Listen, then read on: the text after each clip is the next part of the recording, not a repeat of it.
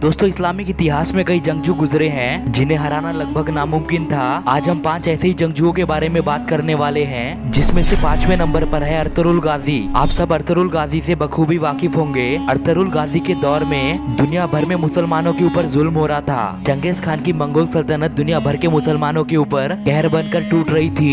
वो अरतुरुल गाजी ही थे जिनकी बदौलत तुर्की में मौजूद छोटे छोटे कबाइल एक झंडे के नीचे इकट्ठा हुए जुल्म से लड़ने के लिए। और आगे चलकर अरतुरुल गाजी के बेटे उस्मान ने इन्हीं कबीलों की बदौलत एक ऐसी सल्तनत कायम की जिसे इतिहास में सल्तनत उस्मानिया के नाम से जाना जाता है। सल्तनत उस्मानिया ने लगभग 600 सालों तक मुसलमानों की हर जुल्म से हिफाजत की। चौथे नंबर पर सलाहुद्दीन अय्यूबी हैं, जो अय्यूबी सल्तनत के सुल्तान थे। सलाहुद्दीन अय्यूबी को उनके बहादुरी के साथ साथ उनकी दरिया दिली के लिए भी जाना जाता है। इतिहास गवाह है, ईसाइयों ने बैतुल मुकद्दस को फतह करने के बाद मुसलमानों की खून की नदियां बहा दी।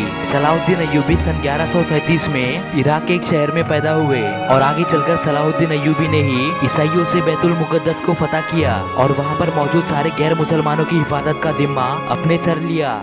तीसरे नंबर पर तारिक बिन जियाद है, जिन्हें मुसलमानों के साथ साथ पूरा यूरोप भी जानता है। तारिक बिन जियाद का जन्म 670 ईस्वी में हुआ था। तारिक बिन जियाद अपनी फौज के साथ स्पेन के एक पहाड़ के करीब उतरे, जिसे आज अबले तारिक और बाइडर कहा जाता है। ये सब समंदर पार करके कश्ती में आए थे और ये सब जब वहाँ पर उतरे तो तारिक बिन जियाद ने सारी कश्तियों को जलाने का हुक्म दिया। तारिक बिन जियाद के इस हुक्म से सब हैरान थे, तो तारिक बिन जियाद ने तारीखी अल्फाज कहे, सुनो मेरी फौज, अब लौटने का कोई रास्ता नहीं। अब हम यहाँ पर स्पेन को फतह करेंगे और यहाँ पर इस्लामी हुकूमत कायम करेंगे। और इस असलम के साथ इन्होंने हमला किया और पूरे के पूरे स्पेन को फतह किया। मुसलमानों की हुकूमत 800 साल तक स्पेन में रही और ईसाई भी मुसलमानों की हुकूमत में खुश थे। नंबर 2 पर है सुल्तान मोहम्मद फातेह। कुस्तुम दुनिया, जिसे आज हम इस्तांबुल के नाम से जानते हैं, उसे फतह करना बड़े बड़े हुक्मरान नामुमकिन मानते थे। सदियों तक मुसलमानों ने उसे फतह करने की कोशिश की, पर हर बार वो नाकाम हुए। इसका सबसे बड़ा रीजन इसका लोकेशन था। कुस्तुम दुनिया तीनों तरफ से पानी से घिरी हुई थी और सिर्फ एक ही तरफ से जमीन वाला रास्ता था।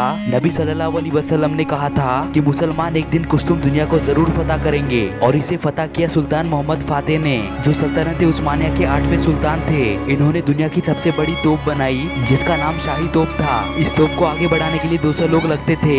दिन रात कुस्तुम दुनिया पर तोपों से हमला किया और अपनी फौज के साथ ईसाइयों से तब तक लड़े जब तक कुस्तुम दुनिया मुसलमानों के कब्जे में ना आ गई हो। फतह करने के बाद सारे गैर मुसलमानों को उनके मजहब फॉलो करने की छूट भी दे दी गई। और सबसे पहले नंबर पर है खालिद बिन वलीद। नबी अलैहिस्सलाम ने खालिद बिन वलीद को अल्लाह की तलवार कहा। खालिद बिन वलीद अपनी जिंदगी में एक भी जंग नहीं हारे, ना इस्लाम लाने से पहले ना इस्लाम लाने के बाद। इनकी बहादुरी के किस्से पूरे अरब में मशहूर थे। इन्होंने अपने वक्त की सुपर पावर्स रोमन और पर्शियन एम्पायर को शिकस्त दी थी। एक एक जंग में इनके हाथों से कई तलवारें टूटा करती थी। काफिरों के लिए एक डरावना ख्वाब बन चुके थे। इन्होंने अपनी जिंदगी में एक भी जंग नहीं हारी। खालिद बिन वलीद हमेशा शहादत चाहते थे, पर इन्हें कोई शहीद नहीं कर पाया, क्योंकि ये अल्लाह की तलवार थे और अल्लाह की तलवार को कोई तोड़ सकता है क्या। और अपने आखिरी वक्त में एक बीमारी के चलते बिस्तर पर आ गए थे और वहीं पर इन्होंने अपना दम तोड़ दिया। तो दोस्तों ये था एक छोटा सा वीडियो। अगर आपको ये वीडियो पसंद आए तो लाइक, शेयर, कमेंट, सब्सक्राइब कीजिए। बहुत जल्दी मिलते हैं अगले वीडियो में।